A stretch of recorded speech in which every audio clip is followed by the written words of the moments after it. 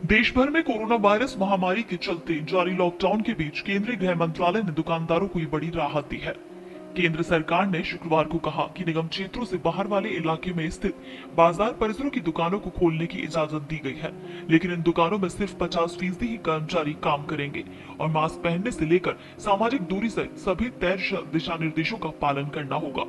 हालांकि इस छूट में बहु और एकल ब्रांड की मॉल वाली दुकानें शामिल नहीं है। केंद्रीय गृह सचिव अजय भल्ला ने आदेश में कहा कि नगर निगम के दायरे और उसके पड़ोस में स्थित सभी एकल दुकानों को बंद के दौरान खोले जाने की अनुमति होगी। हालांकि नगर निगम के दायरे में स्थित बाजार वाले स्थानों की दुकानें 3 मई तक बंद रहेंगी। ये छूट संक्रमण के अति प्रभावित इलाकों में नहीं दी गई। आपको बता दें, भारत सरकार ने कोरोना से जंग के खिलाफ पहले 21 दिन की लॉकडाउन की घोषणा की थी, जो कि 14 अप्रैल को खत्म होना था, लेकिन महामारी के बढ़ते मामले देख सरकार ने 3 मई तक लॉकडाउन बढ़ा दिया। इस दौरान रोजमर्रा की केवल जरूरी चीजों जैसे कि फल, सब्जी, दूध की बिक्री के लिए अनुमति मिली थी। केंद्र सरकार के ताजा फैसले के मुताबिक अब निगम क्षेत्रों से बाहर वाले इलाकों में स्थित बाजार परिसरों की सभी तरह की दुकानों को खोलने की इजाजत दी गई है। गृह मंत्रालय ने शुक्रवार रात देश के लाखों दुकानदारों को एक खुशखबरी दी। मंत्रालय ने आदेश जारी कर शनिवार सुबह से सभी राज्यों और केंद्र शासित प्रदेशों में रजिस्टर्ड दुकानों को शर्तों के साथ खोलने की अनुमति दी। दुकानों में सिर्फ 50% स्टाफ ही काम कर सकेगा। केंद्र सरकार ने निगम क्षेत्रों से बाहर वाले इलाकों में स्थित बाजार परिसरों की दुकानों को खोलने की इजाजत दी। इन दुकानों में सिर्फ 50% कर्मचारी काम करेंगे और मास्क पहनने से लेकर सामाजिक दूरी सहित सभी तय दिशा निर्देशों का पालन करना होगा।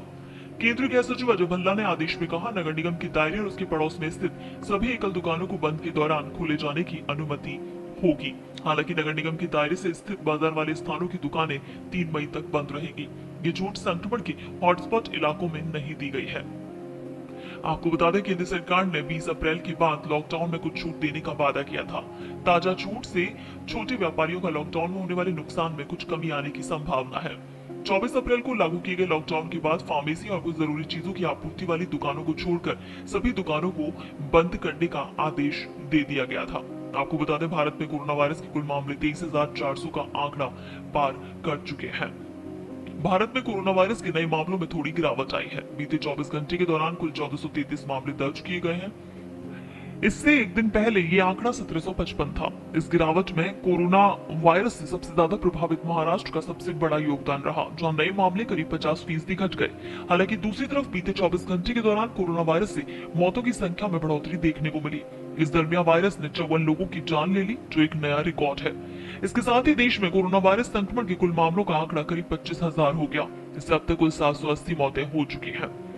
इससे पहले शुक्रवार को दिल्ली में स्वास्थ्य मंत्रालय के संयुक्त सचिव लव अग्रवाल ने बातचीत में कहा, अब तक कोरोना वायरस संक्रमण से उबर आने वाले मरीजों की कुल संख्या 4,814 हो गई है। उन्होंने ये भी बताया कि पिछले 28 दिनों में देश के 15 और जिलों में कोरोना वायरस संक्रमण का कोई नया मामला सामने नहीं आया है, जबकि 80 जिले ऐसे हैं जिनमें पिछले 14 दिनों में कोई नया मामला देखने को नहीं मिला। इस दौरान गृह मंत्रालय की ओर से बताया गया कि देश के सभी राज्यों को दिशा निर्देशों को स्पष्ट करते हुए पत्र लिखा गया है और इस पत्र में कहा गया है कि किसी भी फैक्ट्री में अगर कोई व्यक्ति कोरोना पॉजिटिव पाया जाता है तो उसके मालिक पर एफआईआर दर्ज नहीं की जाएगी। राज्यों से ये भी कहा गया है कि कोरोना हॉटस्पॉट के अलावा अन्य क्षेत्रों में लोगों को छूट दी गई है, लेकिन छूट के दौरान नियमों का सख्ती से पालन होना चाहिए।